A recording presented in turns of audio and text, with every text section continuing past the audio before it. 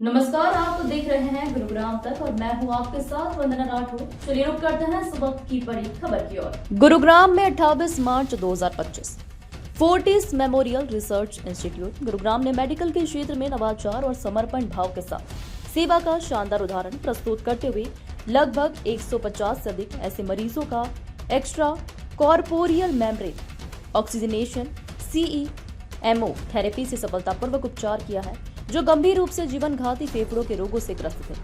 अस्पताल ने इन मामलों में अत्याधुनिक टेक्नोलॉजी के साथ मरीजों के प्रति दया भाव के साथ उपचार का शानदार प्रमाण दिया है। आज फोर्टिस गुरुग्राम में आयोजित मीडिया सम्मेलन को संबोधित करते हुए doctor Sandeep Dewan, senior director and HOD critical care medicine and ECMO Fortis Memorial Research Institute Gurugram ने कुछ ऐसे उल्लेखनीय मामलों की जानकारी दी जिनमें ECMO थेरेपी की सहायता से मरीजों की जीवन रक्षा की गई थी। इस प्रेस कॉन्फ्रेंस में कुछ ऐसे मरीज भी उपस्थित थे जिन्हें काफी क्रिटिकल स्टेज में अस्पताल लाया गया था और ECMO की सहायता से उनका सफल उपचार कर जीवन रक्षा की गई। पहला मामला 39 वर्षीय श्रीमती अनीता रानी का था, जिन्हें शहर के एक अन्य अस्पताल में इलाज के दौरान लगातार स्थिति बिगड़ते रहने के बाद Fortis Memorial Research Institute Gurugram में भर्ती कराया गया था। श्रीमती अनीता गंभीर किस्म के एक्यूट रेस्पिरेटरी सिंड्रोम ARDS से पीड़ित थी। इनमें इन्फ्लुएंजा NH3N2 की वजह से फेफड़ों में पानी भरने की शिकायत होती है। साथ ही वह सेकेंडरी बैक्टीरियल इन्फेक्शन और ICU जनित कमजोरी से भी जूझ रही थी। उनकी कंडीशन में कोई सुधार नहीं होता दिखने पर उन्हें फोर्टिस गुरुग्राम में भर्ती किया गया, जहां उन्हें तुरंत ECMO स्पोर्ट पर शिफ्ट किया गया। इसके बाद उनकी कई बार ब्रोंकोस्कोपी की गई और उनके एक्टिवेटेड क्लोनिंग टाइम ACT को भी मॉनिटर किया गया ताकि एंटी कोगुलेशन को सही तरीके से मैनेज किया जा सके। उन्हें क्रिटिकल केयर में रखा गया था और धीरे धीरे वेंटिलेशन से हटाया गया तथा 42 दिनों के बाद स्थिर अवस्था में अस्पताल से छुट्टी दी गई।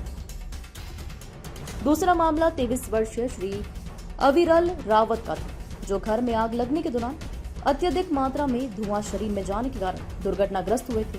शुरू में वह बेहोश रहे और उन्हें इंट्यूबेशन नली लगाने तथा वेंटिलेटरी सपोर्ट की भी आवश्यकता थी। अत्यधिक धुआं शरीर में घुसने की वजह से उनके फेफड़े बेकार हो गए थे और ऐसे में ECMO थेरेपी देने का फैसला किया गया, जिसके लिए उन्हें शहर के अन्य अस्पताल से हाई रिस्क कंडीशन में Fortis Memorial Research Institute Gurugram लाया गया। उन्हें मल्टीपल ब्रोंकोस्कोपी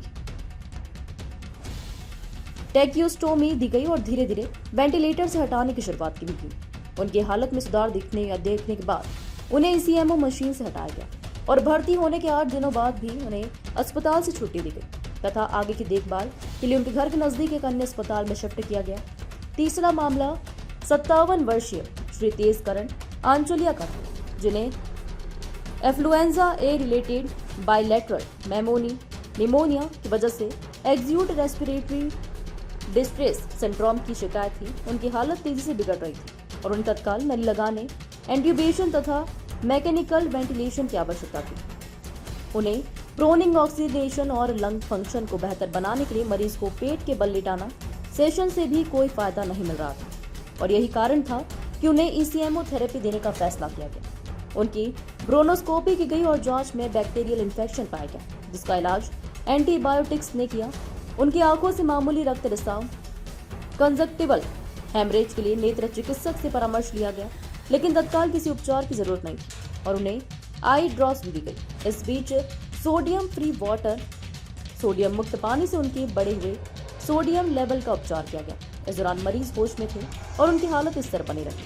उनका रक्त प्रवाह सामान्य रहा और ECMO को हटाने के बाद भी उनके शरीर की सभी जरूरी कार्य प्रणालियां ठीक ठाक बनी रही थी। चौथा मामला 62 वर्षीय मरीज श्री राकेश शर्मा का था, जो डायबिटीज के पुराने रोगी होने के साथ साथ इन्फ्लुएंजा से जुड़े गंभीर acute respiratory distress syndrome ARDS से पीड़ित थे।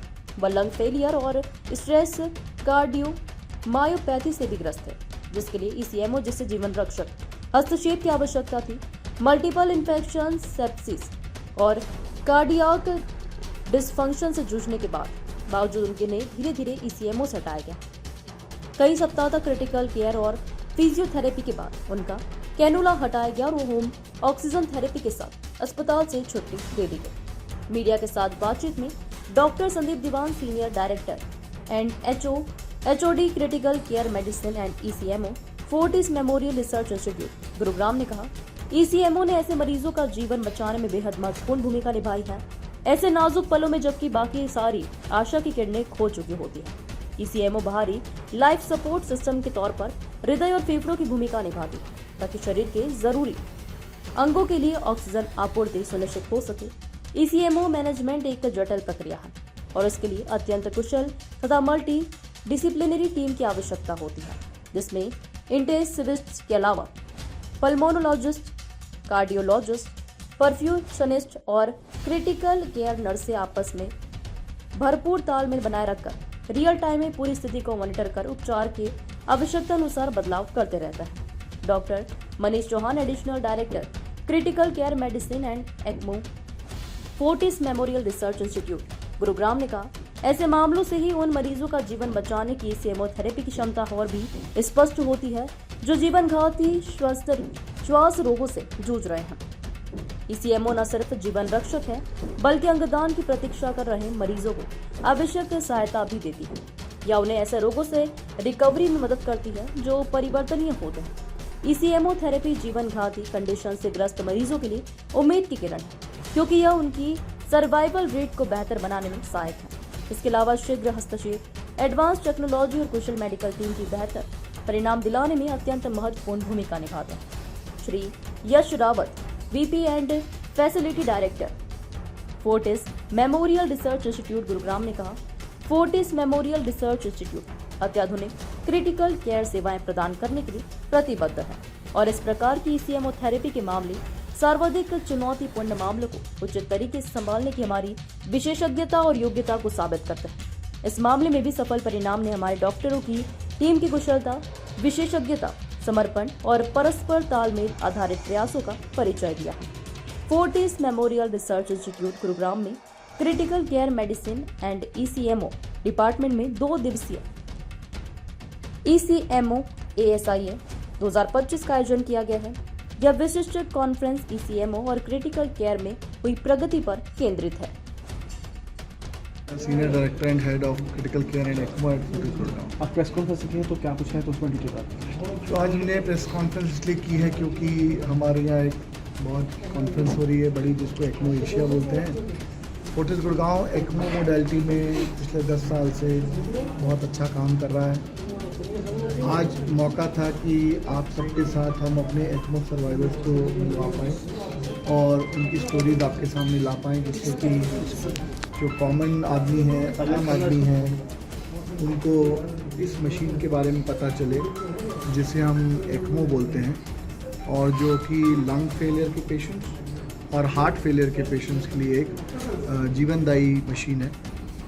ये वो मोडालिटी है जिसमें अगर कन्वेंशनल ट्रीटमेंट फेल हो जाए तो भी हम पेशेंट्स की जान बचा सकते हैं और जब एक बार लंग्स और हार्ट हील हो जाते हैं तो ये एक्मो मशीन हटा दी जाती है and they go home and most of them are leading a normal life. कितना % लंग हार्ट खराब होने पर मशीन को यूज़ किया जाता है? जो हमारे पास पेशेंट्स आते हैं उनके 90% से ज़्यादा लंग्स डैमेज हो चुके होते हैं।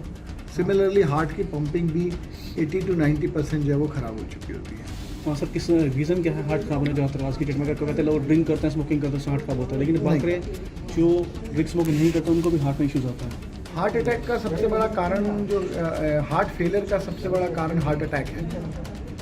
इंडिया में वैसे भी हार्ट अटैक का इंसिडेंस ज़्यादा है और अगर हम वेस्ट से कंपेयर करें तो हमारे यहाँ हार्ट की बीमारी 10 साल यंगर एज ग्रुप में हमारे पास आ जाती है। तो अगर किसी को यूरोप या अमेरिका में 50 साल में होगी तो इंडियन को 40 साल में होगी। ये महिला और पुरुष में किसमें ज़्यादा है?